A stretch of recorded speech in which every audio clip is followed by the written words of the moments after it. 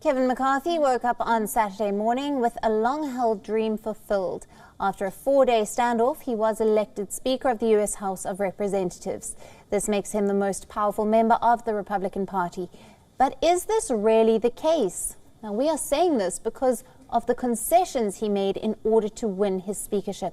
The concessions that he made to a handful of far-right rebels of his party effectively diluted his own power while increasing theirs. Now, these concessions include one that allows any of the 435 members of the House to force a vote for his removal at any time. The provision is officially known as a motion to vacate the chair. Some other concessions to which McCarthy agreed would make any compromise with Democrats impossible, but compromise is necessary in a divided government. Failing to do so would mean that the two parties could fail to reach a deal when the federal government brings its $31.4 trillion debt limit later this year.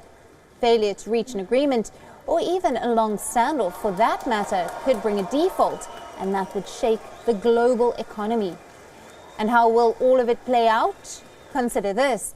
The Speaker, on behalf of the majority, controls the House floor. The main tool for doing so is the Rules Committee. This committee sets the terms of legislative debate, including which bills can be considered, for how long. Crucially, it also decides on what amendments may be offered and by whom. McCarthy's compromise with this dissidence, in effect, would give the ultra-conservative faction the ability to block any legislation from the floor. They could also insist on amendments or otherwise stymie legislation that they do not like, effectively rigging the process to make it more difficult to pass. This could be particularly dangerous for spending bills and any legislation to raise the federal debt limit. Now, these tasks were already going to be difficult with a slim Republican majority and a right-wing faction bent on slashing spending and debt. McCarthy's concessions only made them harder and potentially impossible. One-party Democrat rule in Washington.